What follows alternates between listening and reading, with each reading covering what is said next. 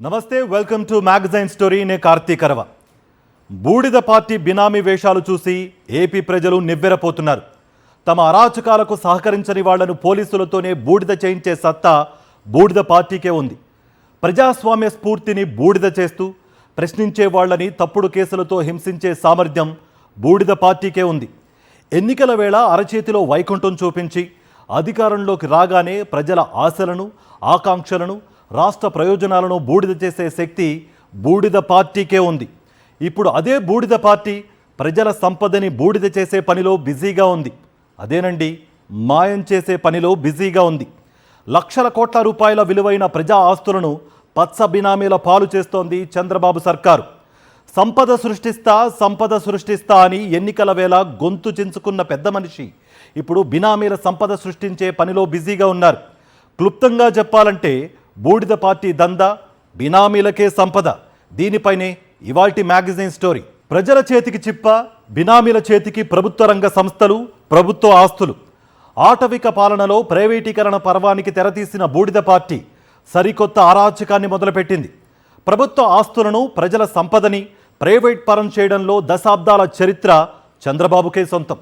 ఇప్పుడు ఆ చరిత్రని తిరగరాయడానికి ఇటు పాలకులు, అటు పచ్చ బినామీలు తహతహలాడుతున్నారు.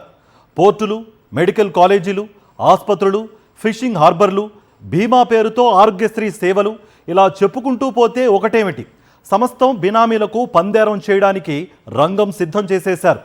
ఆంధ్రప్రదేశ్లో అన్ని వ్యవస్థలను విధ్వంసం చేస్తూ ప్రజల మీద పగ సాధిస్తున్న రీతిలో పాలన చేస్తోంది కూటమి ప్రభుత్వం. ఇప్పుడు అంతకు మించి అంటూ చెలరేగిపోతోంది. తెలుగుదేశం పార్టీ రెడ్ బుక్ అరాచకాల పుణ్యమా అని, చంద్రబాబు అరాచక పాలన పుణ్యమా అని ఇప్పుడు ఆ పార్టీని తెలుగుదేశం, టీడీపీ అని ప్రజలు పిలవడం లేదు.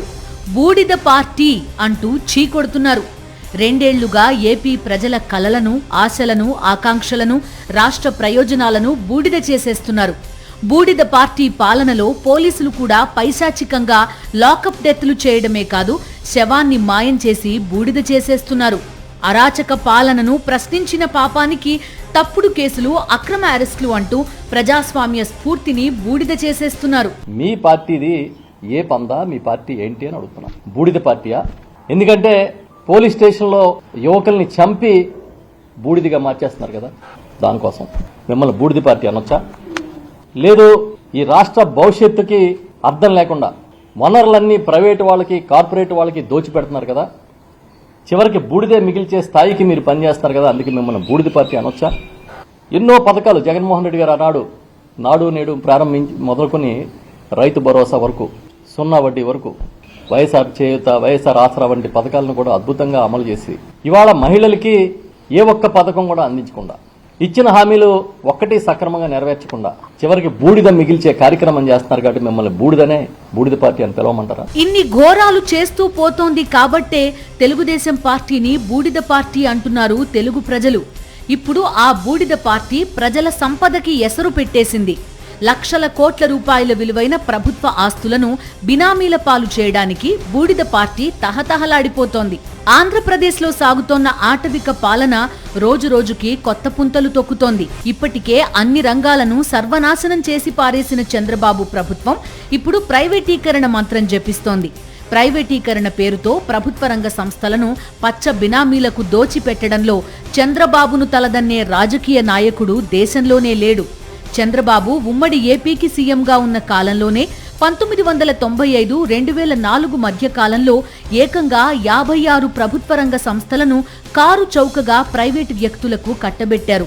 ఇందులో 20 సంస్థల్లోనే 400 కోట్లు వెనకేసుకున్నారని ఆ రోజుల్లోనే సిపిఎం ఆధారాలతో సహా నిరూపించింది. ఇది 25 ఏళ్ల కిందటి సంగతి. ఇప్పుడు ఆ విలువ ఎంత ఉంటుందో ఊహించుకోవచ్చు. ఆల్విన్ భూములు, రిపబ్లికన్ ఫోర్జ్, నిజాం షుగర్స్ 4 యూనిట్లు, మరో 1/2 డజను షుగర్ మిల్లులు, నూలు మిల్లులు అస్మదీయులకు కారు చౌకగా కట్టబెట్టిన జాబితాలో ఉన్నాయి. ఇప్పటికీ చంద్రబాబు వైఖరిలో ఏ మార్పు రాలేదు. పాడి రైతులకు మేలు చేస్తున్న అమూల్కు పొమ్మనకుండా పొగబెట్టారు. ప్రభుత్వ రంగంలో ఉన్న 22 టూరిజం హోటళ్లను ప్రైవేటీకరిస్తున్నారు. ఆ శాఖ పరిధిలో ఉన్న 10,000 కోట్ల ఆస్తులను కూడా కట్టబెడుతున్నారు. దేవాలయాల భూముల్ని కూడా వదిలిపెట్టడం లేదు. కాకుల్ని కొట్టి గద్దల్ని మేపే సిద్ధాంతకర్తలు గద్దెలపై కూర్చున్న తర్వాత జరిగే అరాచకాలు మామూలుగా ఉండవు కదా. అందుకే ఇప్పుడు పోర్టుల నుంచి ఆర్టీసీ దాకా దేన్ని వదలకుండా ప్రైవేట్ పరం చేయాలని, పచ్చ బినామీలకు కట్టబెట్టాలని, ఏపీ ప్రజల చేతుల్లో చిప్పపెట్టాలని చంద్రబాబు తహతహలాడిపోతున్నారు.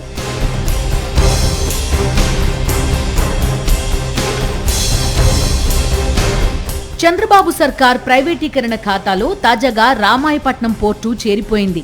గత ప్రభుత్వ హయాంలోనే 95% పైగా పూర్తయిన పోర్టును అడ్డగోలుగా ప్రైవేటు చేతికి అప్పగిస్తోంది. దాదాపు 5,000 కోట్ల రూపాయలకు పైగా విలువైన ఈ పోర్టును అత్యంత కారు చౌకగా 1,500 కోట్ల రూపాయలకే, అది కూడా ఇప్పుడు సగం చెల్లిస్తే చాలనే షరతుతో అప్పనంగా ఇచ్చేస్తోంది. అనంతరం పోర్టు విస్తరణకు కేవలం ఎకరం రూపాయికే అత్యంత విలువైన భూములను కేటాయించేందుకు పచ్చజెండా ఊపింది.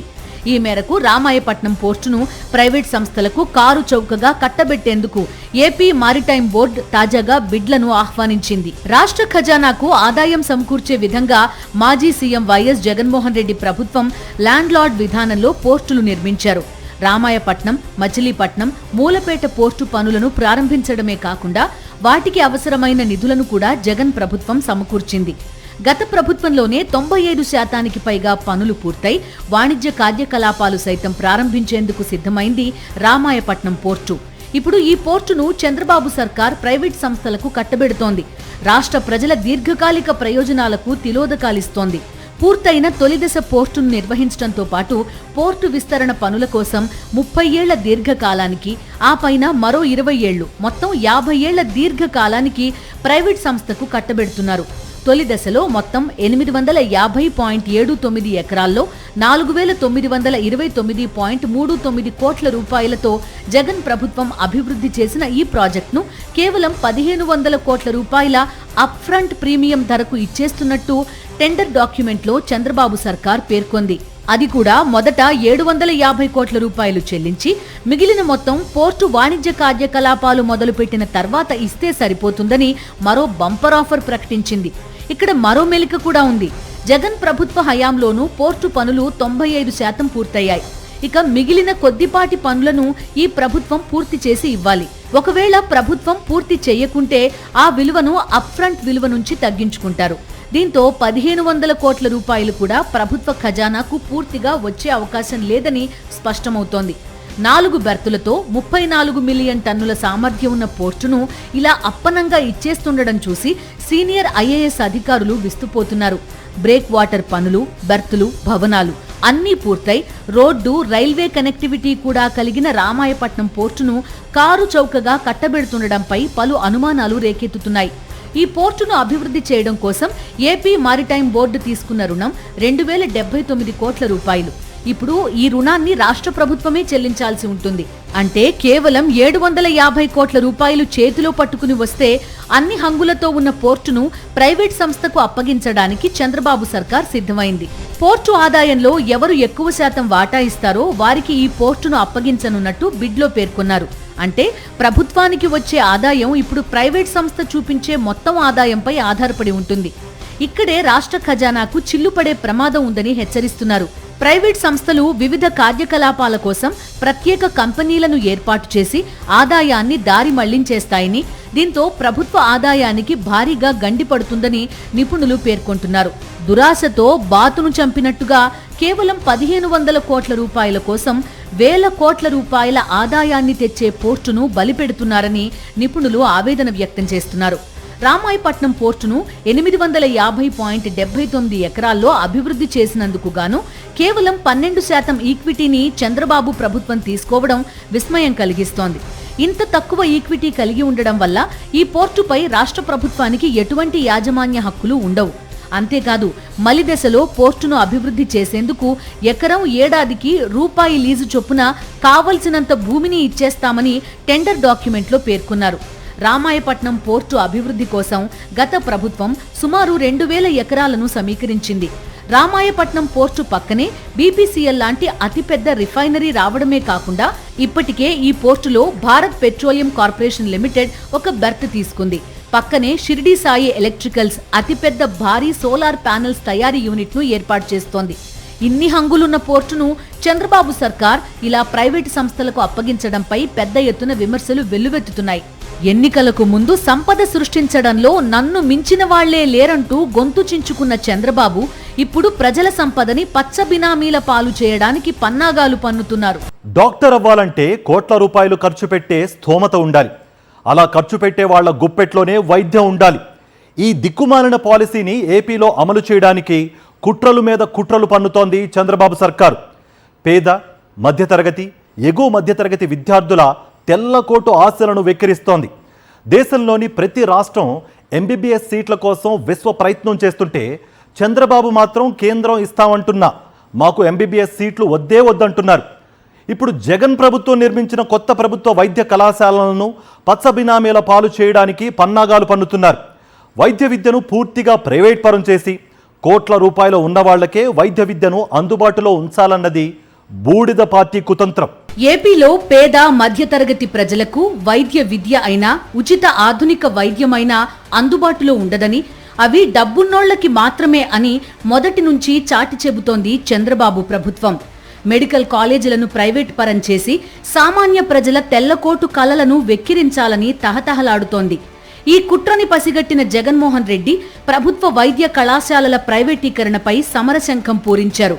మెడికల్ కాలేజీల ప్రైవేటీకరణకి వ్యతిరేకంగా వైఎస్ఆర్సీపీ చేసిన సమర గర్జనలో ఆంధ్రప్రదేశ్ ప్రజలంతా భాగస్వాములయ్యారు. కోటి సంతకాల సునామీగా మారి చంద్రబాబు ఆటవిక నిర్ణయాల అంతానికి పంతం పట్టారు.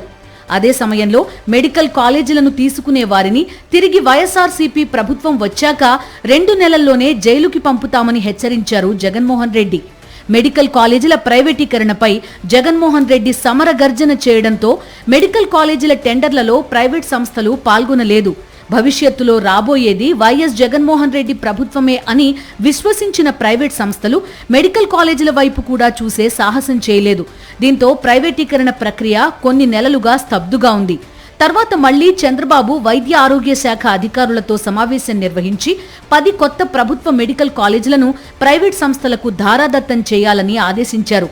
ప్రభుత్వ ఆస్తులను పచ్చ బినామీలకు కట్టబెట్టడంలో ఎంతకైనా తెగిస్తామని ఇప్పటికే అనేకసార్లు నిరూపించింది బూడిద పార్టీ.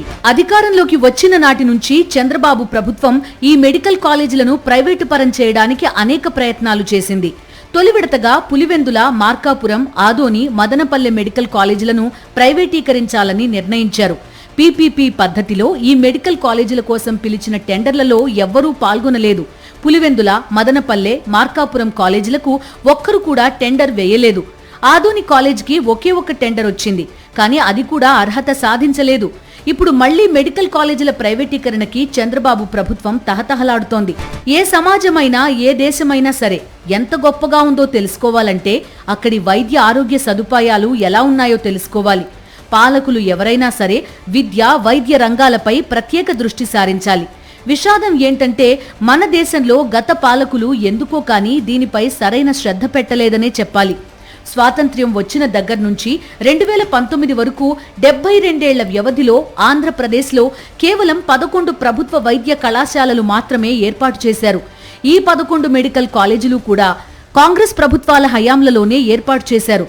2019లో జగన్మోహన్ రెడ్డి ముఖ్యమంత్రి కాగానే చరిత్రను తిరగరాశారు. 72 ఏళ్లలో గత ప్రభుత్వాలు 11 మెడికల్ కాలేజీలు నిర్మిస్తే ఒక్క జగన్మోహన్ రెడ్డే తాను ముఖ్యమంత్రి అయిన మొదటిసారే ఒకేసారి 17 కొత్త ప్రభుత్వ మెడికల్ కాలేజీల ఏర్పాటుకు శ్రీకారం చుట్టారు.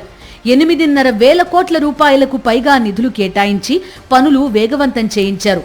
కరోనా సంక్షోభం తీవ్ర సవాళ్లు విసిరినప్పటికీ 2023 సెప్టెంబర్ కల్లా 5 మెడికల్ కాలేజీల నిర్మాణం పూర్తి చేయడమే కాకుండా ఒకేసారి వాటిని ప్రారంభించారు.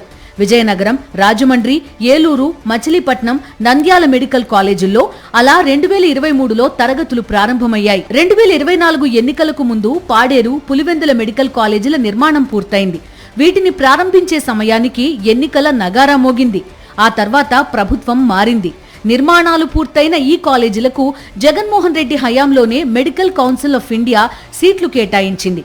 అయితే ఎన్నికల్లో గెలిచి అధికారంలోకి రాగానే చంద్రబాబు నాయుడు అత్యంత దుర్మార్గ నిర్ణయం తీసుకున్నారు. పులివెందుల మెడికల్ కాలేజీకి కేటాయించిన సీట్లు తమకు అవసరం లేదంటూ ప్రభుత్వ పరంగా లేఖలు రాశారు. మరో 10 మెడికల్ కాలేజీల నిర్మాణాలు తుది దశలో ఉన్నాయి. కొద్దిపాటి ఖర్చు చేస్తే అవి కూడా అందుబాటులోకి వస్తాయి. ఈ కాలేజీలన్నీ అందుబాటులోకి వస్తే రాష్ట్రంలో ప్రతి జిల్లా కేంద్రానికి ఒక మెడికల్ కాలేజ్ ఉంటుంది. ఏజెన్సీ ప్రాంతంలోనూ సూపర్ స్పెషాలిటీ ఆసుపత్రులు అందుబాటులోకి వస్తాయి. అప్పుడు ఆరోగ్య రంగంలో ఏపీ దేశంలోనే అగ్రగామిగా ఉండేది. అయితే ఇంత అద్భుతమైన అవకాశాన్ని చంద్రబాబు నాయుడు కేవలం జగన్మోహన్ రెడ్డిపై కక్షతో కాలరాసేయాలని నిర్ణయించారు. ప్రభుత్వ మెడికల్ కాలేజీలన్నింటినీ పచ్చకూటమికి చెందిన అనుయాయులకు చిల్లర పైసలకు తెగనమ్మేయాలని నిర్ణయించారు. వేలాది కోట్లు విలువ చేసే ఆస్తులున్న ఈ మెడికల్ కాలేజీలను కారు చౌకగా అమ్మడం ద్వారా వైద్య రంగాన్ని చావు దెబ్బతీస్తున్నారు. లక్షల కోట్ల రూపాయలు విలువైన ప్రజా సంపదని పచ్చ బినామీల పాలు చేసే క్రమంలో ప్రభుత్వ మెడికల్ కాలేజీల మీద పగబట్టిన రీతిలో వ్యవహరిస్తోంది టీడీపీ ప్రభుత్వం. 17 కొత్త ప్రభుత్వ మెడికల్ కాలేజీలు, 10 ఫిషింగ్ హార్బర్లు, 4 పోర్టులు, 2 ఎయిర్పోర్ట్లు, 15,000 గ్రామ సచివాలయాలు, 10,000 రైతు భరోసా కేంద్రాలు, 10,000 విలేజ్ క్లినిక్లు, 31 లక్షల ఇళ్ల పట్టాల పంపిణీ, 22 లక్షల పక్కా ఇళ్ల నిర్మాణం, ప్రభుత్వ పాఠశాలల్లో లక్షల మంది విద్యార్థులకు అంతర్జాతీయ ప్రమాణాలతో కూడిన విద్యని అందించడానికి 73,000 కోట్ల రూపాయల ఖర్చు, ఐటీ, పారిశ్రామిక రంగాల్లో భారీ పెట్టుబడులు, తలసరి ఆదాయంలో టాప్ 10లో ఏపీ, ఈజ్ ఆఫ్ డూయింగ్ బిజినెస్లో దేశంలోనే టాప్ 1 స్టేట్ ఏపీ, పారిశ్రామిక వృద్ధి రేటులో టాప్ 3rd ప్లేస్లో ఏపీ. 2 ఏళ్ల సమయాన్ని కరోనా మింగేస్తే కేవలం 3 ఏళ్లలో వైఎస్ జగన్మోహన్ రెడ్డి చేసి చూపించిన అభివృద్ధి ఇది. మరిప్పుడు బూడిద పార్టీ చేస్తోంది ఏంటి? రెడ్ బుక్ అరాచకాలతో హింసాత్మక రాష్ట్రాల జాబితాలో ఏపీని నెంబర్ 1గా చేసేశారు. అప్పుల్లో, అవినీతిలో ఏపీని నెంబర్ 1 చేశారు. ఇప్పుడు లక్షల కోట్ల రూపాయల విలువైన ప్రభుత్వ ఆస్తులను పచ్చ బినామీల పాలు చేసేస్తున్నారు. రాష్ట్రాన్ని దివాలా బాట పట్టిస్తున్నారు. తూర్పు తీర ప్రాంతానికి ముఖద్వారంగా ఉన్న ఆంధ్రప్రదేశ్ తీరాన్ని దోచుకో, పంచుకో, తినుకో విధానంలో టీడీపీ పెద్దలకు కావలసిన వారికి కట్టబెట్టడానికి రంగం సిద్ధమైంది. ఇప్పటికే జువ్వలదిన్నె ఫిషింగ్ హార్బర్ని ప్రైవేట్ పరం చేస్తున్న చంద్రబాబు సర్కార్ మిగిలిన పోర్టులు, హార్బర్లను కూడా ప్రైవేట్ వ్యక్తులకు దోచిపెట్టనుంది. ఈ కుట్రలో భాగంగానే తీర ప్రాంతం అభివృద్ధి ముసుగులో AP maritime board land allotment guide lines 2026 విడుదల చేసింది. దీని ద్వారా తీర ప్రాంతంలోని వాటర్ ఫ్రంట్ ఏరియా, తీరం, ఉప్పు సాగు భూములను టీడీపీ పెద్దలు తమకు నచ్చిన వారికి కేటాయించనున్నారు. 5.5 కోట్ల మంది ప్రజల ఆరోగ్యాలకు అభయం ఇస్తోన్న ఆరోగ్యశ్రీని నిర్వీర్యం చేయడానికి ఇప్పటికే అనేక కుట్రలు పన్నుతోంది చంద్రబాబు ప్రభుత్వం. ఇప్పుడు ఆరోగ్యశ్రీలోకి 3rd పార్టీని తీసుకురాబోతున్నారు. అంటే ఇకపై బీమా కంపెనీల దయాదాక్షిణ్యాల మీద ప్రజల ఆరోగ్యాలు ఆధారపడి ఉన్నాయన్నమాట. చివరకు ఆర్టీసీని కూడా చంద్రబాబు ప్రభుత్వం వదిలిపెట్టడం లేదు. దాదాపు 50,000 మంది ఉద్యోగులతో ప్రధాన పబ్లిక్ రంగ సంస్థగా ఉన్న ఆర్టీసీని ప్రైవేటీకరించే కుట్రలో ఒక్కో అంకాన్ని వేగవంతం చేస్తోంది. అందుకోసం ఆర్టీసీ ఆర్థిక మూలాలను దెబ్బతీస్తూ ఆర్టీసీని దివాలా తీయించేందుకు సిద్ధపడుతోంది. ఆర్టీసీకి సొంత బస్సులు లేకుండా చేసి, సొంత ఆస్తులను అన్యాక్రాంతం చేసి ఆర్టీసీ గొంతు నొక్కాలన్న కుతంత్రానికి ప్రభుత్వం బరితెగిస్తోంది. రాష్ట్రంలో అత్యంత విలువైన ప్రాంతాల్లో ఉన్న ఆర్టీసీ బస్ స్టేషన్లు, బస్ డిపోలే ఆర్టీసీకి ప్రాణాధారం. ఆ ఆయువు పట్టుపై చంద్రబాబు ప్రభుత్వం దెబ్బ కొడుతోంది. ఇప్పటికే 12 ఆర్టీసీ డిపోల భూములను ప్రైవేట్ సంస్థలకు కట్టబెట్టిన ప్రభుత్వం ఆ కుతంత్రంలో 2వ అంకానికి తెరతీసింది. మెడికల్ కాలేజీలు, పోర్టులు, ఫిషింగ్ హార్బర్లు, ఆర్టీసీ, ఆరోగ్యశ్రీ, అది ఇది అని లేదు. ప్రజల సంపద మొత్తం పచ్చ బినామీల పాలు చేయాలన్నదే లక్ష్యంగా పెట్టుకుంది బూడిద పార్టీ. ఒకవైపు అప్పులు, మరోవైపు అవినీతి, అరాచకాలు. వీటికి తోడు లక్షల కోట్ల రూపాయల విలువైన ప్రభుత్వ ఆస్తులు పచ్చ బినామీల పరమైపోతే ఇక ఆంధ్రప్రదేశ్ని కాపాడడం ఎవరితరం కాదని ప్రజలు ఆందోళన వ్యక్తం చేస్తున్నారు. ఇది వాల్టి మ్యాగజైన్ స్టోరీ. మరో ఇంట్రెస్టింగ్ టాపిక్ తో మళ్ళీ కలుసుకుందాం. అంతవరకు stay tune to Sakshi. This is Karthik signing off. మరిన్ని అప్డేట్స్ కోసం ఛానల్ ను సబ్స్క్రైబ్ చేయండి. నోటిఫికేషన్స్ కోసం బెల్ ఐకాన్ పై క్లిక్ చేయండి.